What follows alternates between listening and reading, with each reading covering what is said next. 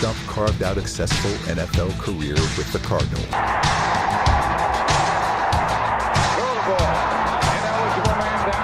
He's strong. He can move. He was agile. He can make guys miss. He had it all. He had everything in the game. In Cardinals franchise history, only Larry Fitzgerald has more all-purpose yards. He did it all, man. Hello, everyone. Hello, Browns fans across the globe. Want to welcome everyone to the Stump Talk podcast. Running Back University. Want to welcome Sapphire back to the panel. Hello, Coach Stump Mitchell. Shining in as always. How are you guys doing? Great. Yourself? Great.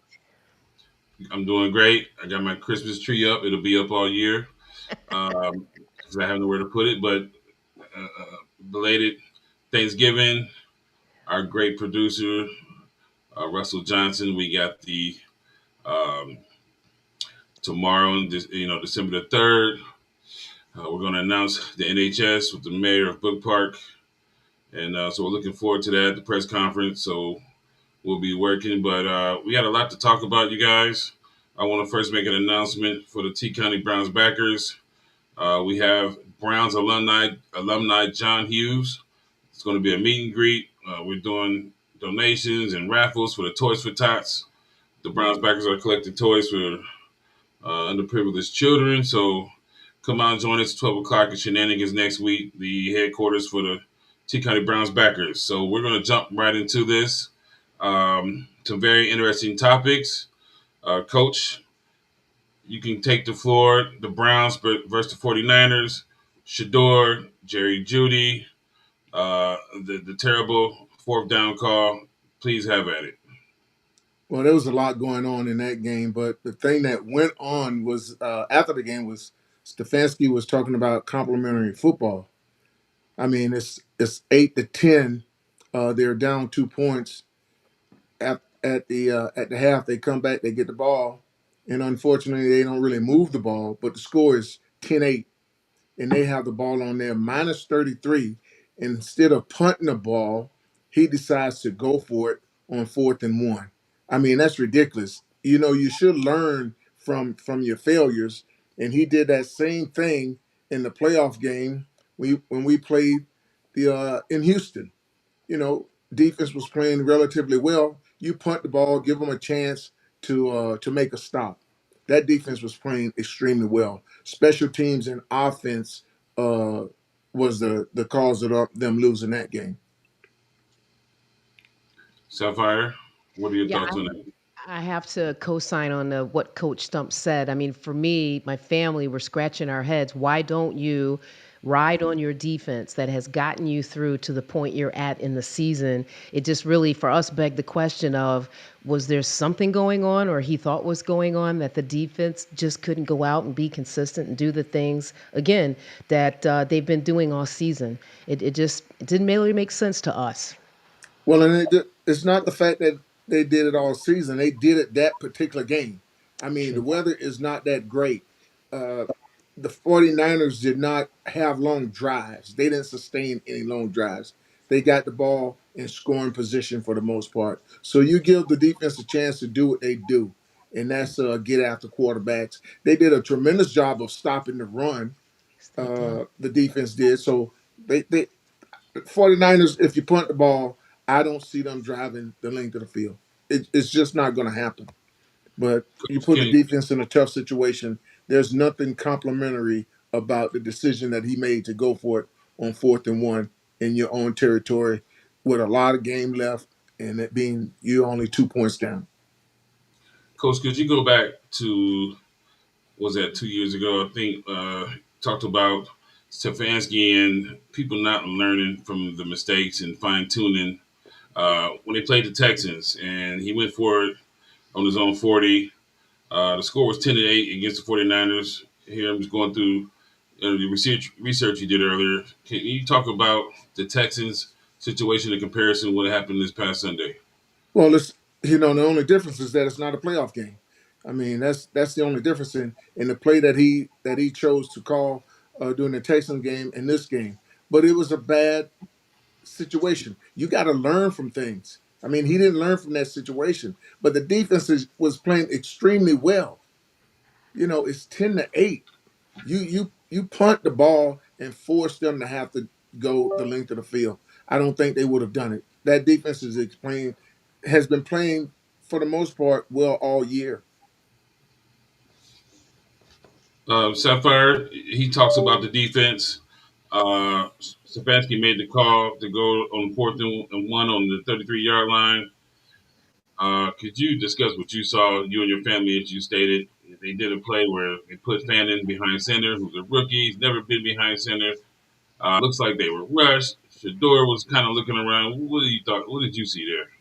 It for us, and I got a mixture of family members, AFC North, NFC East. We're all watching the game. Two of my cousins coach high school football, and they actually played at Cheney University. And we just looked at each other. I actually was embarrassed because I did not understand what was going on. And it's for me, again, as a fan, there is nothing different that Coach Stefanski is showing me in year 6 than he has in any other year. I just don't understand that call, what he was thinking, who he thought he was going to trick, him or Mr. Reeves. We just looked at each other and scratched our heads. So I'm curious to know what Coach Stump thought about Rush, that. when we talked about the game last week, I said they needed to try to run the ball when they had to throw into the wind because Shador has a nice arm. He don't have he throws the ball well. He don't throw it extremely hard. It's an easy ball to catch, but because of his lack of velocity, the wind was going to affect his ball.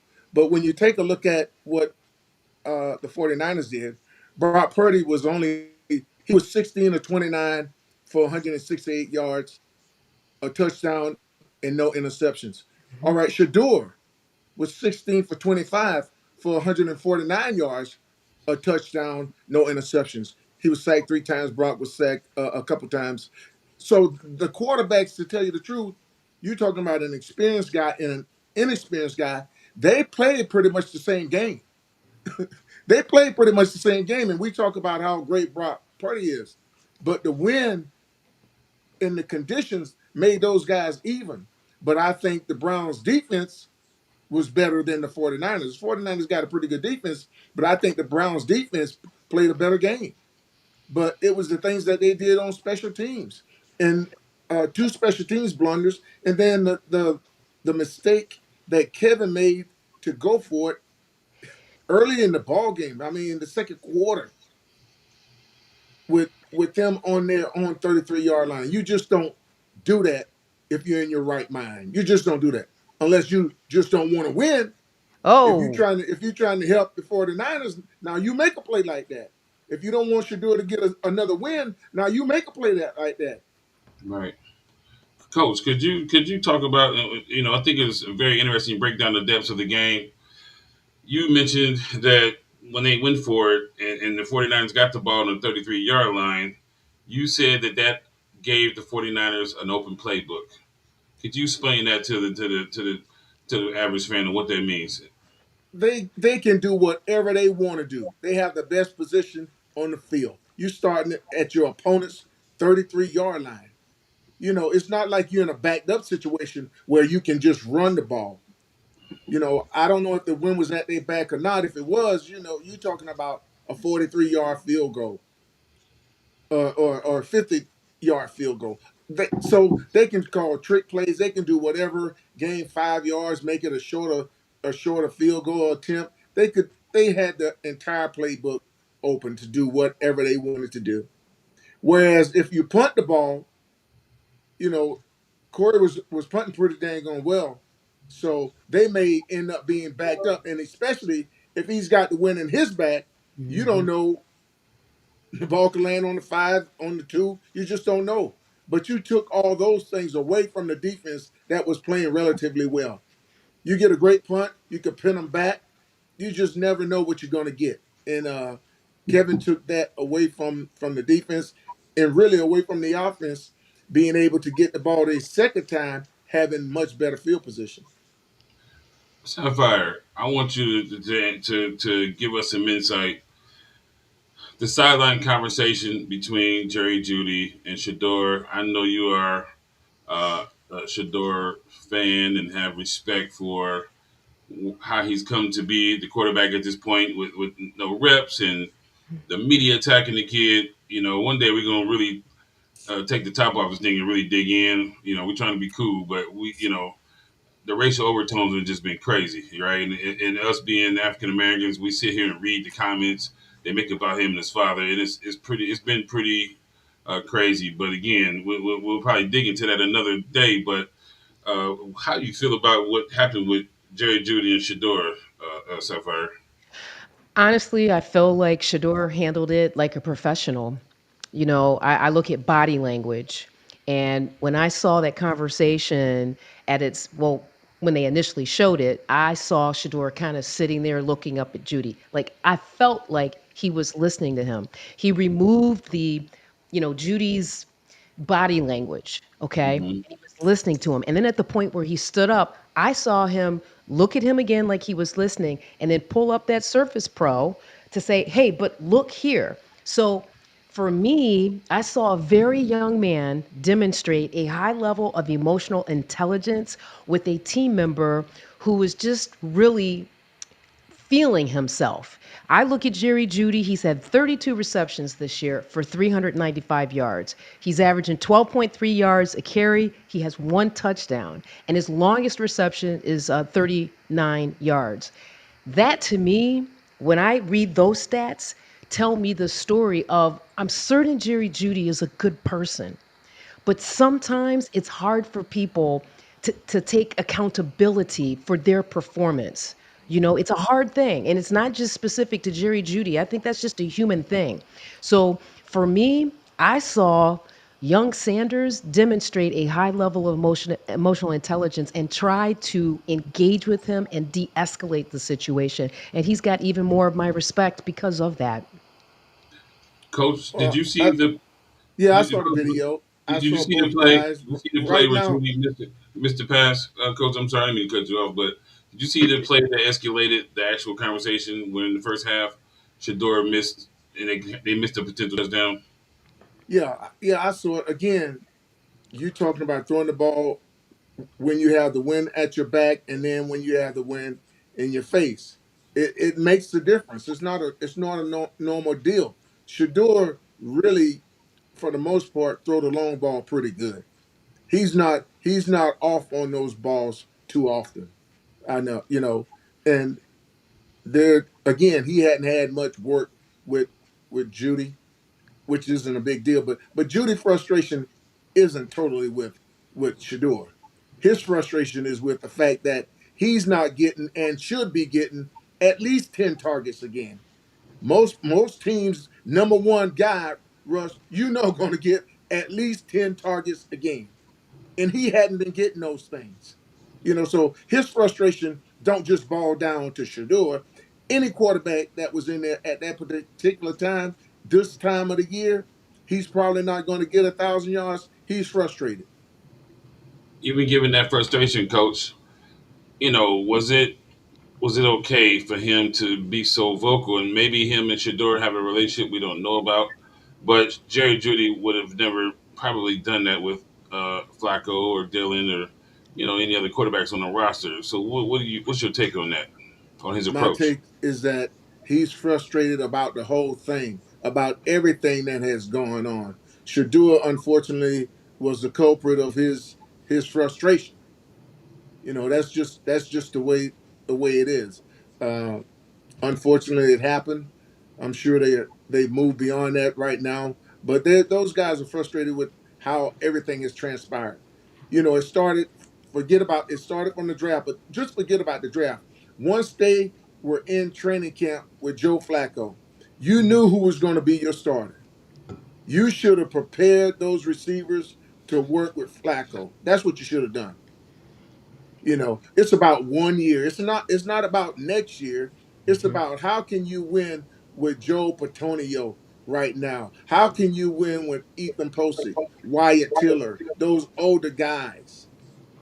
You get Joe Flacco, you get your receiver to make Jerry Judy even better, and you got David.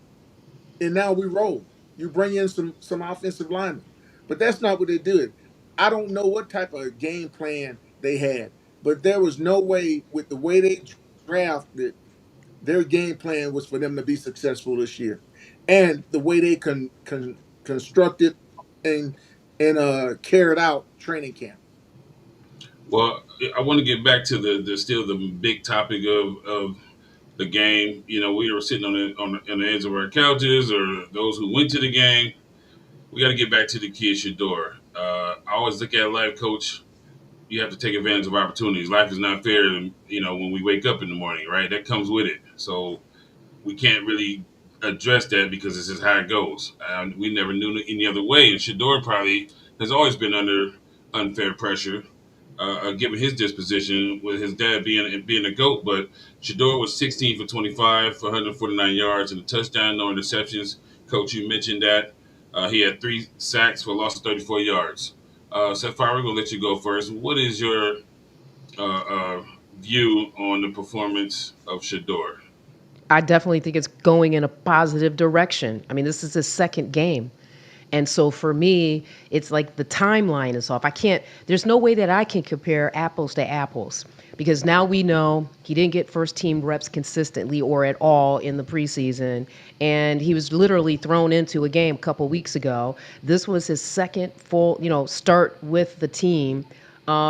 I see positive. When you look at his stats from that Raiders game to now, to me, there is clear growth.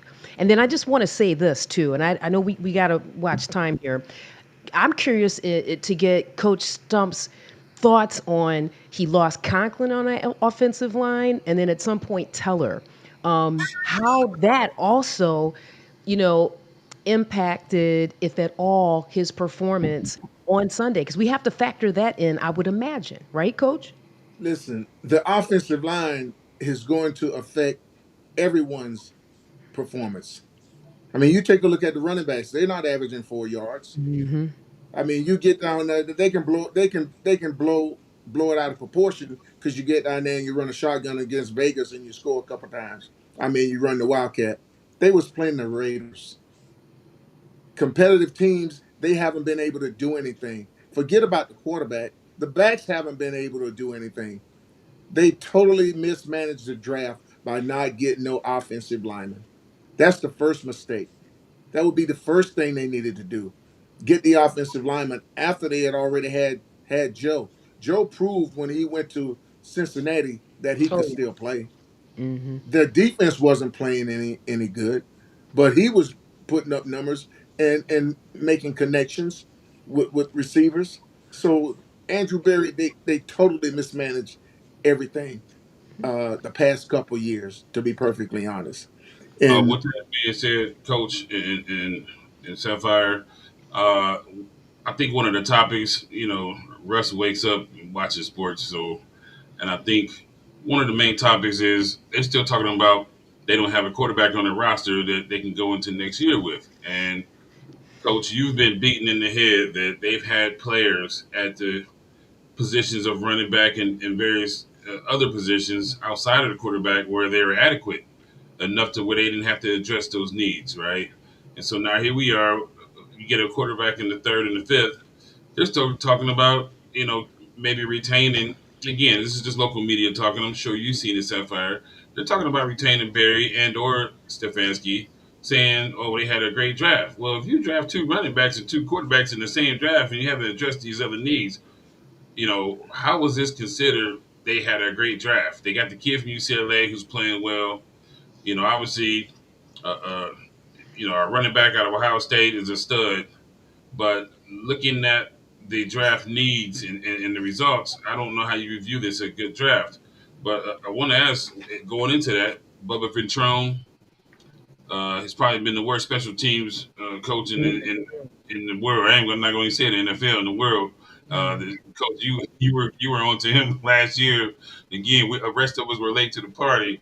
Coach was talking about Bubba Patron last year, and here we are. It's like it's compounding interest, right? So, Coach, where we at now? Why is it Stefanski? Why hasn't he been fired? And this Dylan fiasco. the special teams, the quarterback reps, everything is he has not done anything well, including draft. And then you got a guy like Jim Schwartz sitting there. So, Coach, what's your thoughts on that? Why are we still here talking about Stefanski? I have no clue. What I know is that Stefanski's own words: if you don't stand for something, you'll fall for anything. And right now, I think the Haslams, they're falling for anything. They're listening to I don't know what they're listening to, but it's right there in their face that that combination do not know what they're doing. When you take a look at the character of coaches that they had in there, when you take a look at the character of the players that they had in there, and they let them go, I mean, they totally destroyed that team. Totally destroyed it. Stefanski inherited a great dang on team. He was able to go to two playoffs, and he think he did that by himself. What he's doing now is by himself. Okay, and you can see the results that he's getting. He's not getting any results. You can say whatever you want to say to those players. He's turning them off. Any players that were there the past 5 years, they don't believe a word that he has to say. Now, Jim Schwartz, on the other hand, totally different ball game. If he was to be named the head coach, I think they could win some games that they have remaining. Other than that, they're not going to win any games because those guys don't believe in Kevin. It's that plain and simple. Sapphire, do they fire Stefanski? If you could push a button, you're sitting in that seat. Do you get rid of Barry and Stefanski, or do you keep one and retain the other? What is the answer? Remember when y'all would, when you were young, you would go to the fair and there'd be that machine where you would have to hammer the monkeys when they pop up out of the hole. That's what I would do immediately with effect. I appreciate the efforts that Coach Stefanski and Andrew Barry made while they were here on the North Coast for 6 seasons. And based just on the last couple of seasons, everything that Coach Stump said, yes, I would say thank you and please turn and sashay away. That's what I would do. Coach Stomp, should they get rid of both of them, and do they retain one and keep the other? I get rid of both of Get them. rid of the other. I get rid of both of them because uh, first of all, Andrew Berry has been there the past 6 years. There's no way that he Mhm. should allow the team to be this bad when you're talking about lack of offensive linemen. That happened. Okay. Christian Worth, who Bill Callahan wanted to draft in the first round, he took Jerry Willis instead. Christian has been in the Pro Bowl every year, and he just caught a touchdown pass from who? From who? Baker Oh, Mayfield. oh, I'm sorry. It was from Baker Mayfield. Oh, oh, yeah, yeah. They had Baker. I'm sorry. They let Baker go. Okay. They didn't know how to handle men. Whether they had a little temper or whether they were a quiet guy like Amari Cooper. You inherited Amari from Dallas for nothing. He comes there his first year, he catches more passes from than he ever had any place he been. More touchdown passes. Okay. Then his next year, he has more yards than he ever had any place. And this guy's entitled to a contract and you don't give him one. And now he comes in and mentally he's messed up. You Mm, know, these guys, they have to be right mentally, man. They yep. got stuff on their mind. It's just not going to happen. Those receivers, you're going to see them drop some balls. It happened with Amari. It's happening with Jerry Judy, because they don't have a clear understanding of what you're trying to do. I mean, it's that plain and simple. You have to allow these guys to be relaxed and go out and play ball. And that's not happening with Andrew or Kevin. Those guys, they don't believe him. I'm telling you. Now, if Jim Schwartz was named the Mhm. dang on head coach tomorrow, you will see a difference in that football team. It'll be just like it was when they brought Joe Flacco in there. I mean, Joe not only raised the dang on football team, but he raised all of Cleveland. Well, Coach, they were late. They were a year late on that reacquisition as well. Before we get into our spotlight running back, of the week. We got a great kid. Want to ask you about staying in the conference, AFC North, the Pittsburgh Steelers, and Coach Mike Tomlin. Coach, you hot right now, so I want to keep you hot and blazing. Do the Steelers fire Tomlin? Now he's a fellow brother that we love, and I'm not bashing my people on here. I ain't got it in me, but we got to talk football, right? Listen, there comes a point in time where you've taken that team as far as you can go. You know, God has blessed you to do all that you can do. You have to see when it's time for you to move on. That happens. I mean, Mike has done pretty much everything he's done. Winning seasons, he's probably not going to have a losing season, but it just seemed like he can't get over the hump right now. And you reach that standing point sometimes, and he may be able to go someplace else, right down the road there in Cleveland, and or someplace else and be successful. But right now, Sapphire, it seems like that team has been taken as far as it possibly can go. Sapphire, you like Tomlin in Cleveland? That's exciting news. I do not like Mr. Tomlin in Cleveland, but I will agree with both Coach Stump and you. I mean, what I can recall of the Steelers organization, the Rooney family, they're just not that type of organization to fire coaches. I mean, you go back to Cower, and it just seems like when I look at Mr. Tomlin, he looks tired, and maybe, just maybe, it will be his decision whether or not he wants to continue on with the Steelers. But he's had a long, successful run, and I really do wish him the best, just not in Cleveland. But see, success for him, for successful for Mike, if he's not winning bowl games, he's not successful. He's just average, and he don't want to be an average guy. Right now, he's just playing the schedule and maybe one more game. So that's not success. Yes, he's not. He's having a winning season, but players want more than that. He wants more than that, and right now it just seems like his time in Pittsburgh may have run its course. Before I want to get into our kid here, Coach. I want you to see him, but I just want to tell everybody to tune in tomorrow at 10:30. Uh, the National High School Hall of Fame press conference. Mayor Orcutt and Show and Russell, they put a lot of work into the High School Hall of Fame. We're looking to, you know, all do our part to make this thing big.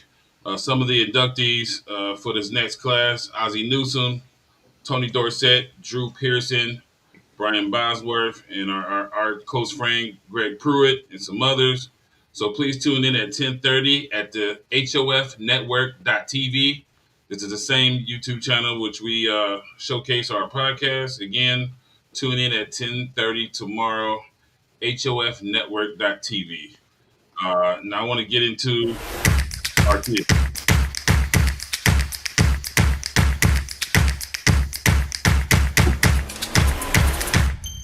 Hello, I want to welcome everyone to the Stump Talk Podcast, RBU, Running Back Spotlight of the Week. This week we have a kid out of Avon High School. He's headed down to another state run, as a repeat champion. Keontae Smith, number 7 for Avon. How you doing, Keontae? I'm good. How you doing? Very good. It's nice to meet you. Appreciate you connecting. We definitely want to put the spotlight on you, my friend. I think you, in the last 5 or 6 games, you've been on a tear. I got a phone call from my guy, Joseph Latman, who he the one that told me about you first. And he was like, you need to talk to the kid from Avon coming off. Hello, I want to welcome everyone to the Stump Talk Podcast, RBU, Running Back Spotlight of the Week. This week we have a kid out of Avon High School. He's headed down to another state run, as a repeat champion. Keontae Smith, number 7 for Avon. How you doing, Keontae? I'm good. How you doing? Very good. It's nice to meet you. Appreciate you connecting. We definitely want to put the spotlight on you, my friend. I think you, in the last 5 or 6 games, you've been on a tear. I got a phone call from my guy, Joseph Latman, who He the one that told me about you first, and he was like, "You need to talk to the kid from Avon coming off." Class of 26, and yeah, What number do you wear? we're number seven. Number seven. Why'd you choose number 7, Keontae? Um, because I feel like it fits me perfectly. I got 7 letters in my name. I was born in July, the 7th month. Uh, Born on the 17th day, and born in 2007. So I feel like all those things connect. I loved about watching you play. Looks like, what other positions do you play besides running back? Kick return, punt return, cornerback, and like a little bit of everywhere. I wanted to play receiver because I could catch, but they didn't want me. They wanted me to take the ball out the backfield and just use my feet. Well, your team has been on a tear. You guys are state champions from last year. Mm. Going into the game against Anderson this week. Uh, how are you feeling about the game coming up? Where are you at mentally? Mentally, like I've been saying, like I'm just ready to go. There's no reason to stop now. We made it this far, and we know we wanted the whole year. So we had our minds on let's let's have another week together. Let's just get another week together. And once the playoffs hit, it's the start of a new season, and it's either win or go home. You through times of injury, helping making sure you go to class. What's your family been for you during your football life? They've always been there for me. They since the beginning, since fourth grade, even when I wasn't as good, but no, they had the vision that I was gonna be where I am now and get us better. As long as they were there every step of the way, they helped me out, doing everything they can, supporting me just every game. They haven't missed a game. What is it like going to Avon High School? It's a great experience. I mean, it's not really like any other school. It's very special. The community, they're really well together, and football is just everything there. Talk to us about your teammates. Show this. This is I want you to show your teammates some love. Tell us what they mean to you. Uh, my teammates, they mean a lot because missing those 5 games, being out, being hurt. I mean, it didn't feel like I was missing anything because they were there for me the entire time, making sure I was fine. Just talking to me whenever I need, even when I didn't want to talk, they were still talking to me, and they were there for me the whole time. So Where do you see yourself at playing at the next level in terms of position and what you would bring to a college football team? I feel like position wise, I mean, I feel like a lot of coaches, uh, college coaches, don't see me as a really like factor for real because of my size. But I feel like honestly, if you really watch the film and not really worry about as much as the size, because when I get there, I'm gonna be eating meals every day, getting bigger, the weight room. I feel like I could play anywhere, just being an offensive guy. Even on the defense, I'm just an athlete, so I feel like if you have an athlete on the field and you just train them, get them in the right mindset, all this physicality, you can do anything with them. Well, academic class. I like social studies. I like a lot of like I like learning about history and things that went on in the world. I used to love social studies. So, as you go to college and football will be a part of your life in some shape or form or aspect. I expect to see you to play on Saturdays. And so, as far as college and being a student, what do you think you would like to study? What would you like to get your degree in? I kept thinking about sports management or like being around that area or even just real estate.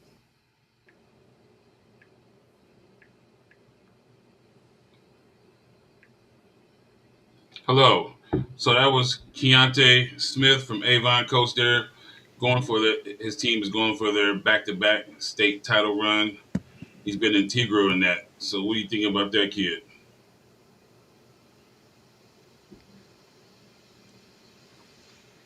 Can you hear his coach? Sapphire? Yeah, I mean, first of all, Avon is no joke. That school is out in my neck of the woods, and they are a juggernaut. I don't know what they feed those young men, but in terms of the young man, I like the way he, his shoulders seem to always be squared, right? His feet always moving. And as I listened to him and watched, Fannin Jr. came to my mind because he played both sides of the ball, right? Right. So it'll be interesting to follow him into college and see whether it's on the gridiron or off, see him realize his success. Great interview. Thank you. Coach, are you with us? Yeah, I think everything depends on where he goes, what type of system he's in, and the ability to mesh with the team and the system that they're playing. I think he definitely have good skills as a running back. There's no question about that. So it's all about being able to compete, which he's going to have to do wherever he goes, and I think he'll do a tremendous job. He said he mows his game after Ashton Gentry, and Mm.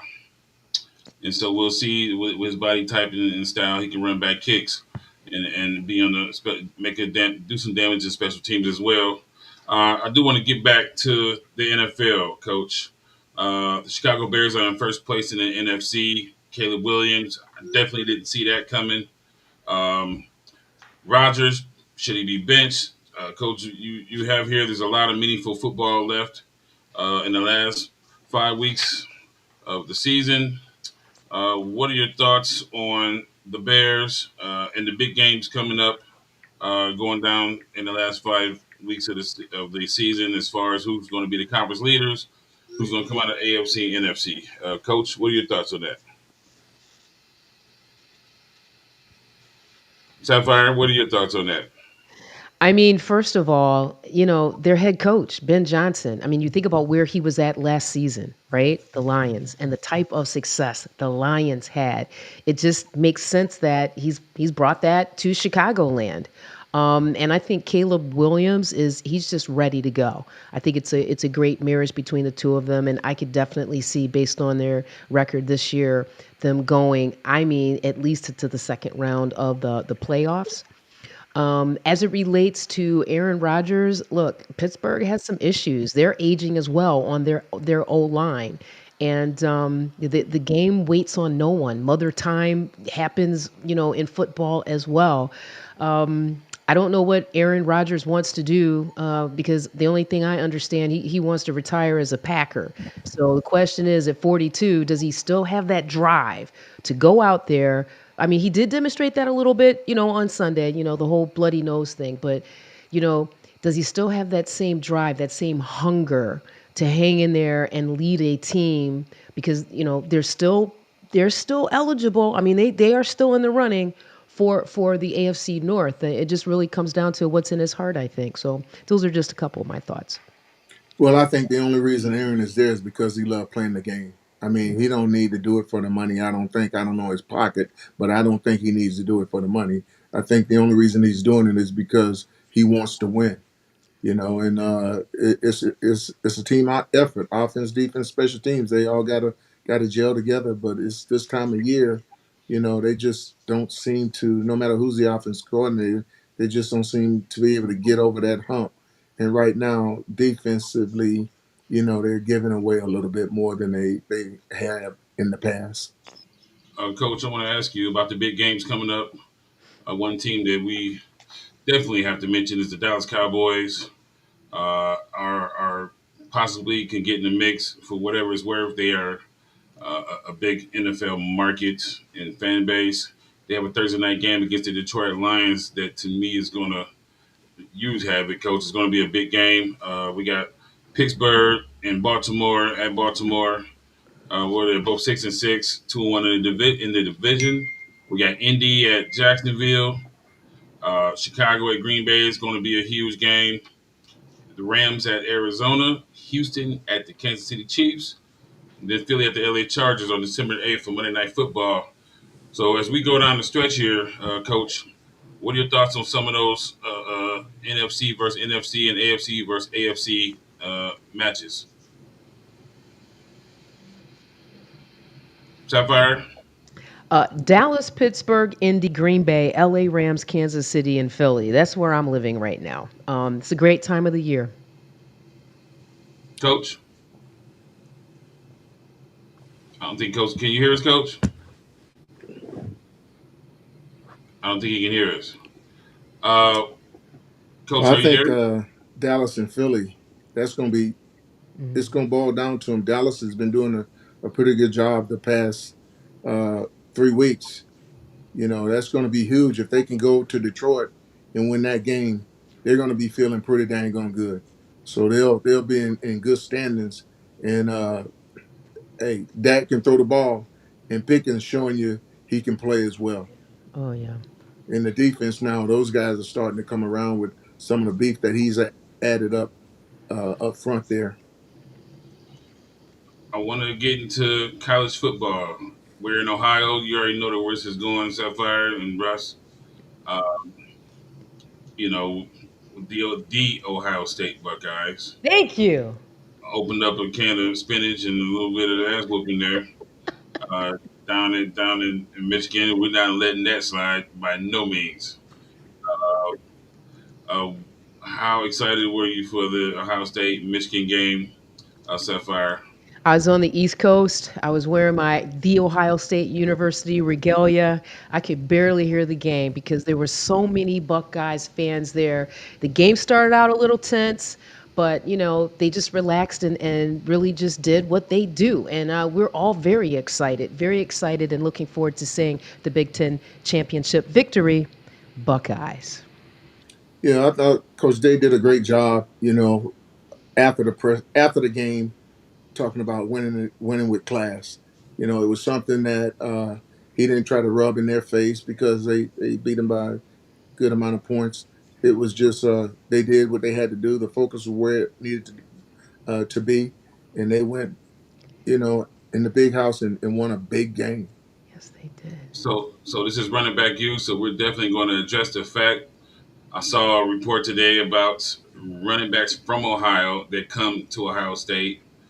Maurice Claret, and there's been a list of them. We got this new kid now, Bo Jackson, out of St. Village. Joe, he is a true freshman, and Coach, I don't know if you had a chance to see that kid.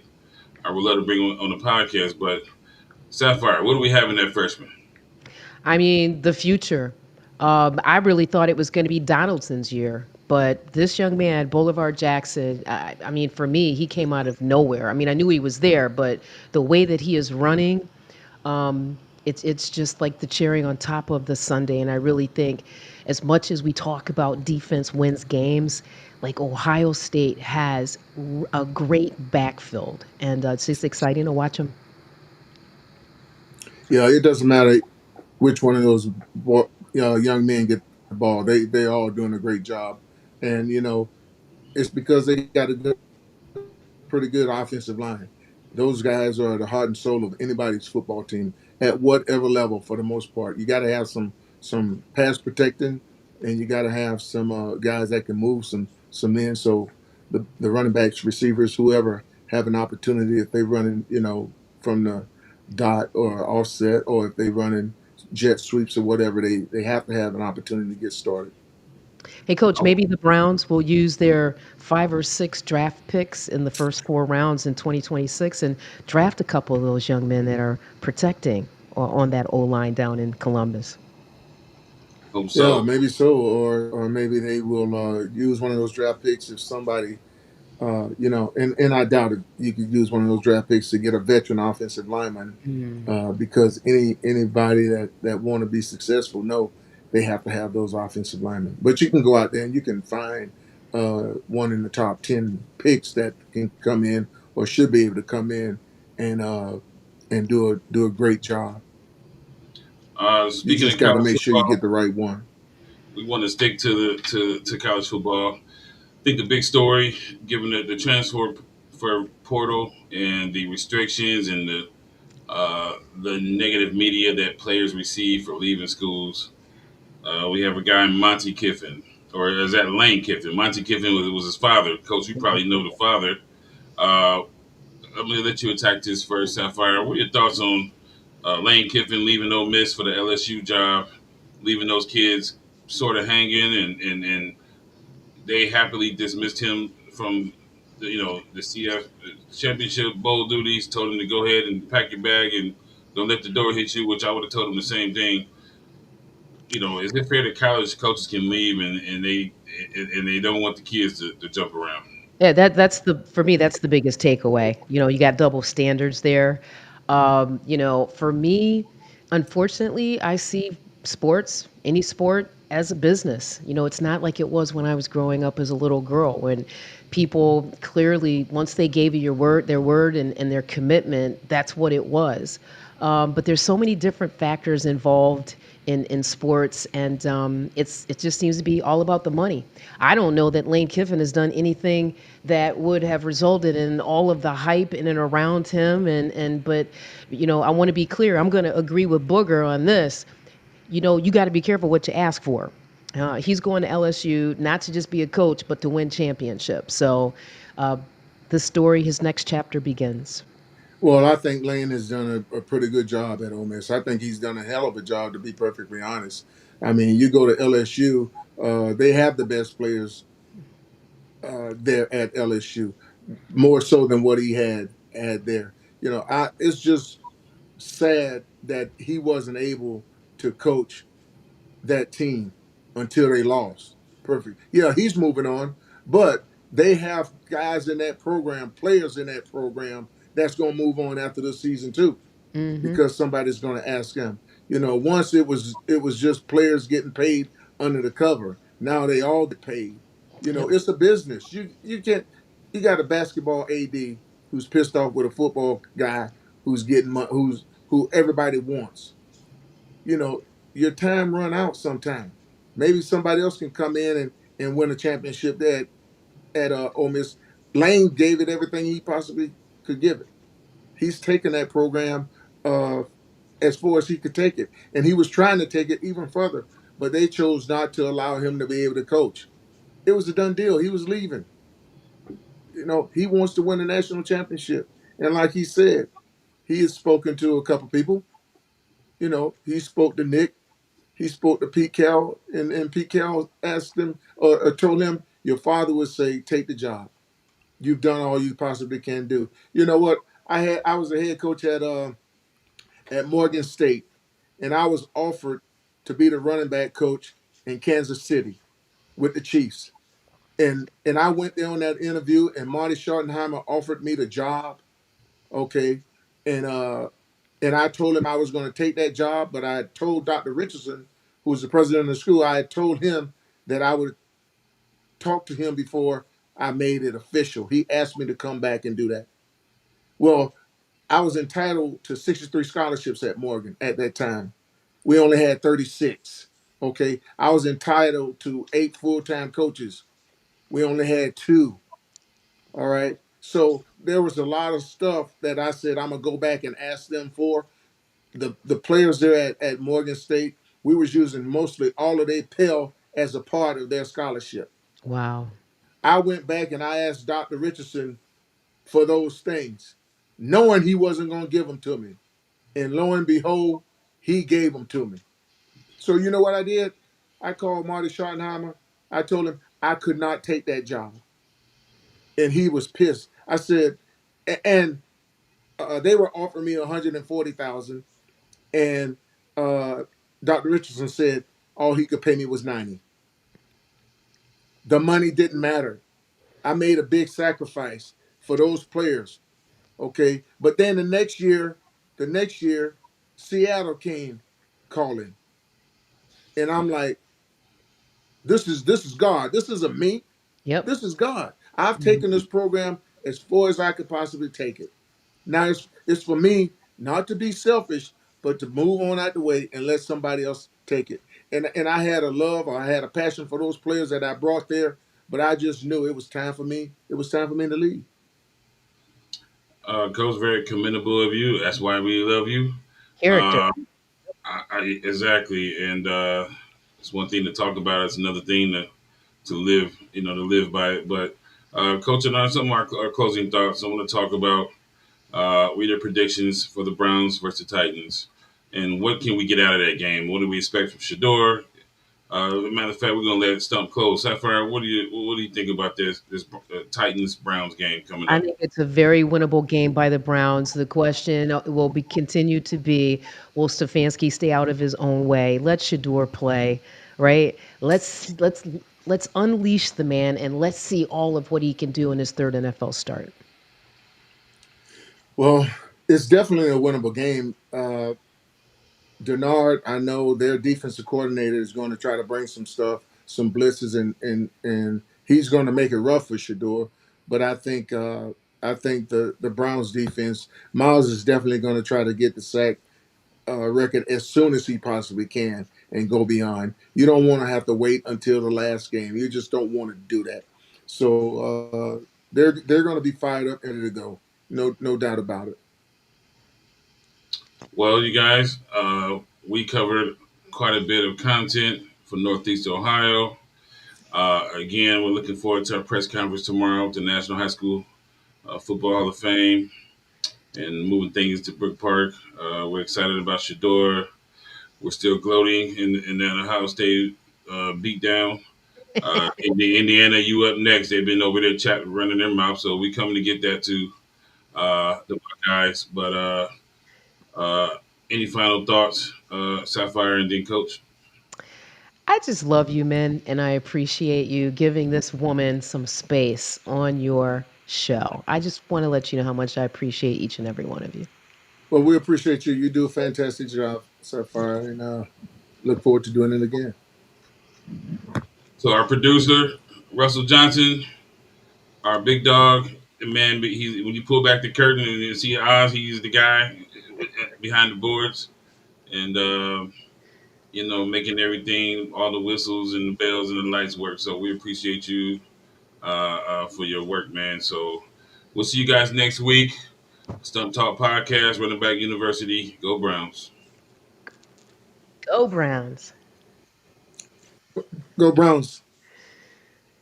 Nice. Sapphire. Yes.